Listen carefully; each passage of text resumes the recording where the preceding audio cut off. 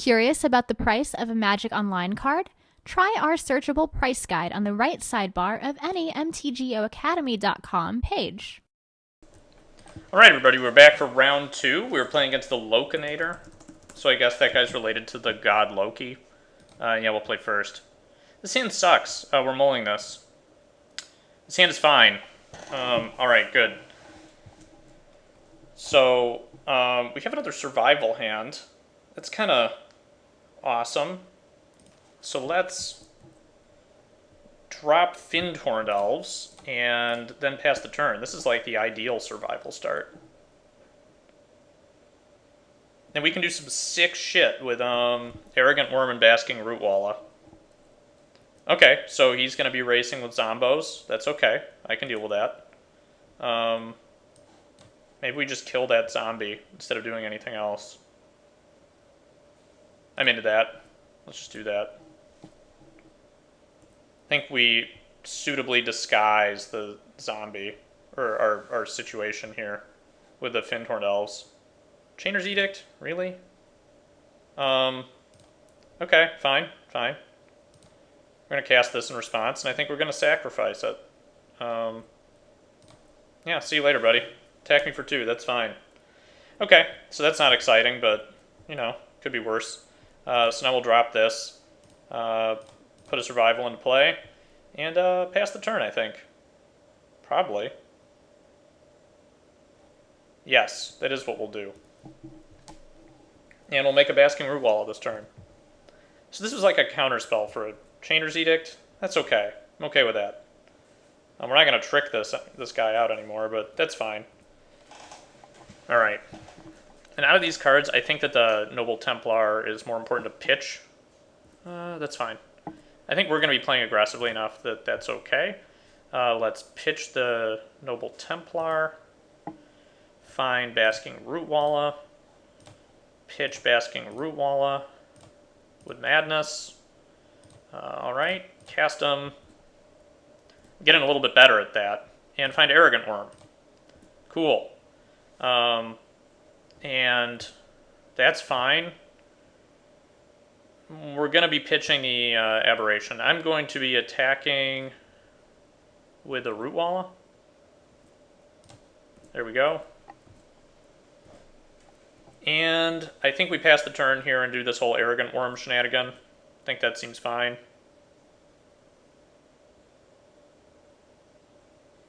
And I'm totally going to kill the zombie token over this Fallen Ascari. Sarcomancy is such a funny card. I love it. Actually, in between rounds, I started getting worried because I couldn't find the draft video. Like, I worried that Cam Studio just didn't save it, which would be horrible. Because this deck is so far like one of the more fun ones I've drafted. And so I worry this is just going to have to be posted without the draft video alongside a bunch of losing drafts, which is just sad. Might be able to recover it some fashion, not sure.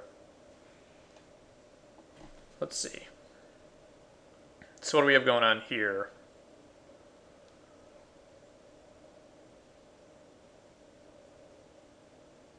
He knows there's an Arrogant Worm coming, so I don't think he'll be attacking into it, unless he's got a plan.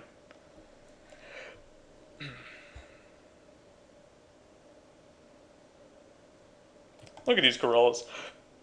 I like these guys. This is like such a good card the way it was designed. It's very simple. It does exactly, like, it shows you what a green removal spell can be like. Great card from like a design standpoint, I think.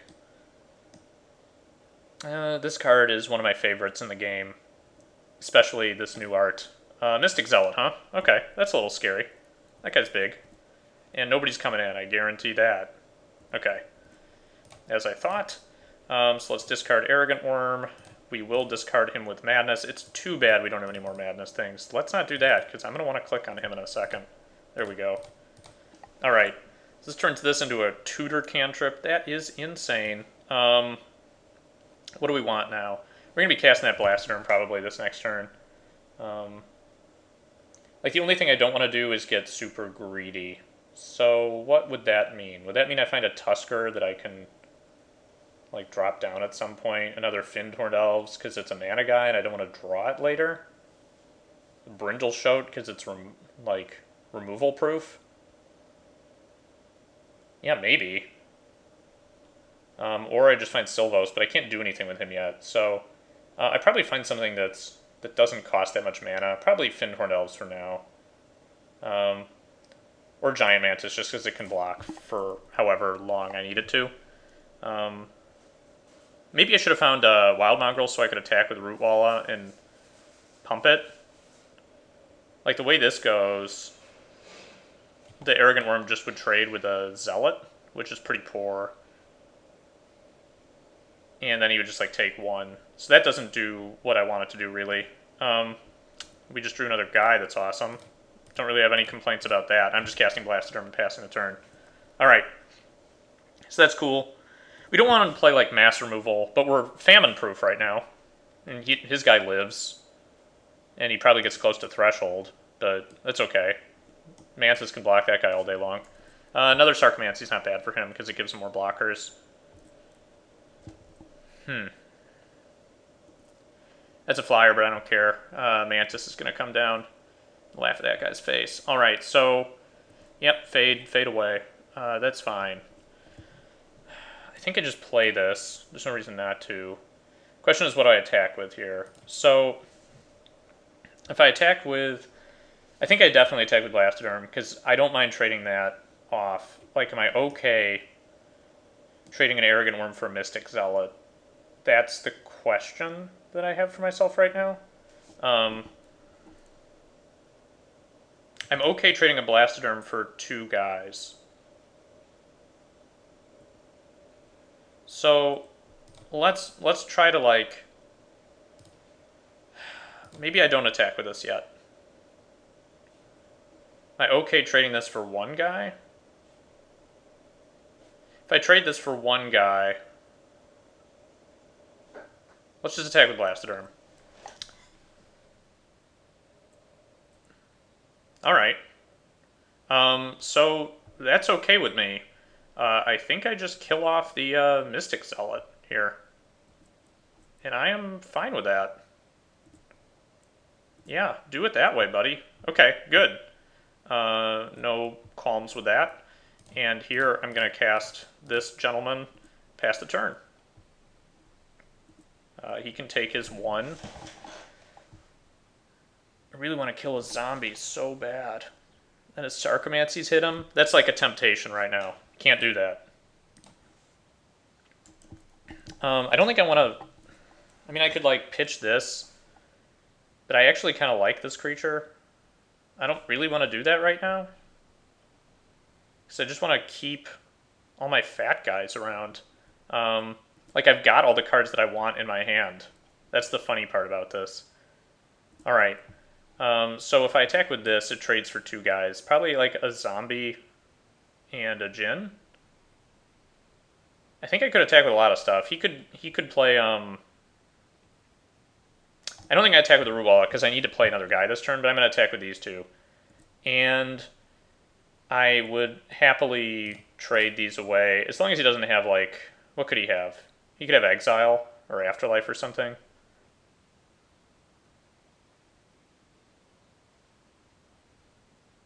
That's okay. We will kill the zombie. Suppose that wasn't very good. But I think, like, I feel like I'm in such a good position right here that I just don't even care. I'm going to cast... I mean, he could make me discard, actually. So I'm going to cast this first. Even though he can't regenerate right now, I'm okay with that.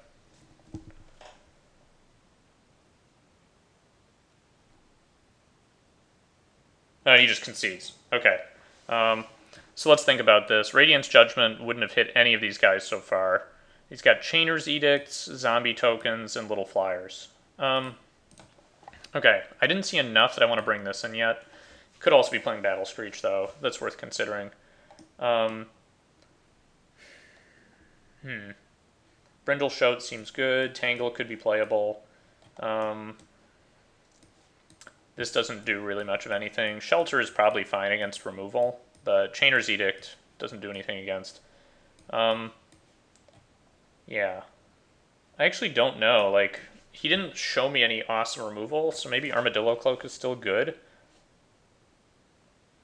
There's also Triangle of War, which is good with Giant Mantis and Sarcomancy and stuff. I would consider bringing that in place of the Armadillo Cloak, just because of the likelihood he's running removal. But I'm not sure about that. I think he's got to have something. Like, I think the Armadillo Cloak just isn't good in this matchup because he's got to have enough removal that it would totally, like, Dinglehorn me. Alright, this is fine. This is a land. This is no survival, but we have swords. We've got good cards. Really hope I can find that draft video. I'm worried, like, it's probably just somewhere on my hard drive, but I'm not sure where. Alright, he mulligans. That's fine. We're going to lead off with the plains here, just in case we want to sword something this turn. And I would consider doing that. Yeah, okay. I guess I'll probably take the swords.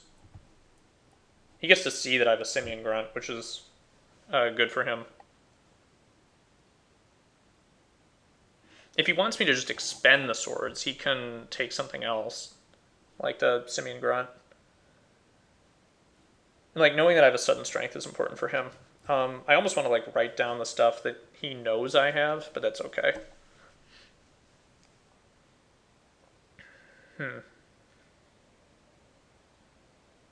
Kind of happy I brought in the Triangle of War. I want to draw that soon. Alright, so this turn is going to be unexciting. Do we want to plane cycle, or do we want to cycle this land? I think we probably want to cycle that land. Plane cycling costs one more, though. I just don't really want a planes. Okay, so he attacks here. That's fine.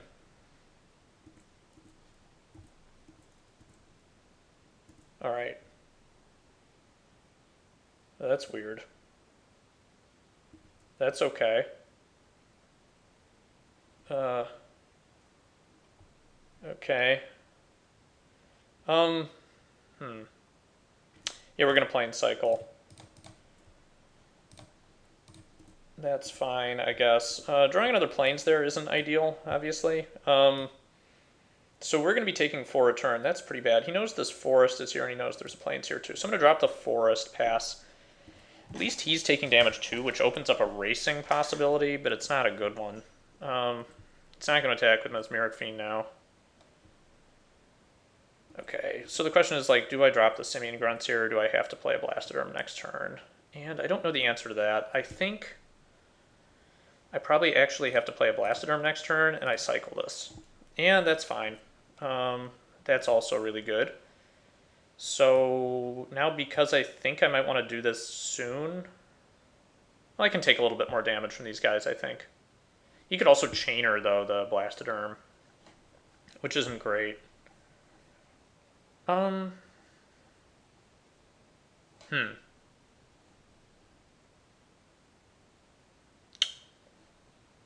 know what, though? I like the idea of Swordsing the Fiend and then Swordsing the Fledgling Gen with that Swords, but that's not, like, super urgent either.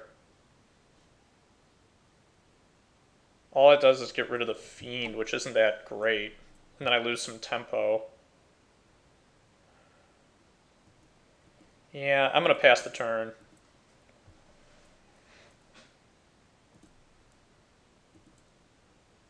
I guess he gains a life.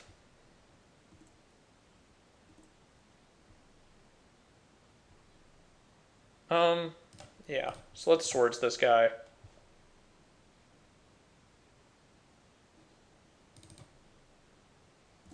Deals with a blocker. And then we Swords this guy, which deals with an attacker. And so now we have plenty more time to come back in this game. He doesn't have enough for Battle Screech yet. That's kind of a pain, but we prevented him from thresholding very easily. That is going to be worth playing here. So let's find a forest. And let's play this, and then let's make a Blastoderm happen. No, that's an Arrogant Worm. That's not going to work. Alright, get in there. Cool. So he could make us discard this with Chainer's Edict. By discard, I mean he could just make us sacrifice it. Like, I'm talking like the old cards from like Alpha. All right, yeah, fade away, buddy. I know you're not long for this world. All right, let's get in there.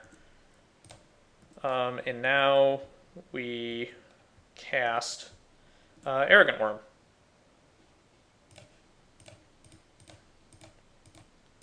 That's not bad. That guy's big. He hit F6'd. The fact that he's taking damage from the Fledgling Djinn is good for us. Even though we go to 9 here, we just don't want him to be able to like get a huge life swing in. But that Dark Ritual that he played did not do much. Momentary Ramp was not super exciting. He's got to get him with that. Okay, we take it. He's at 12. This is 9, 10, 11, 12. So if he has no blocks and no tricks, then I think we just win here. I find that unlikely, but it's possible. But I feel like he would have... Okay, so let's just kill that instead of sudden strength. We get in for more damage though, so he's 7, 8, 9, 10. He goes to 2. Yeah, I think that's going to be worth it. Especially because we get to draw this card. That's fine.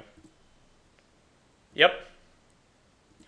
Oh, he goes to 4. So I guess I did my math wrong. That's fine. Everything seems to be working out anyway. So he goes to 3 now. That guy has to stay back or else he's screwed.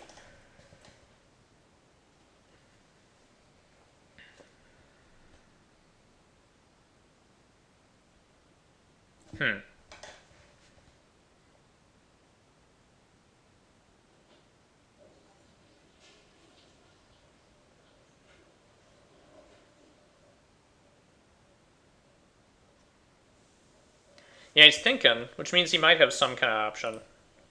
But he also knows I have a Simian Grunts in my hand.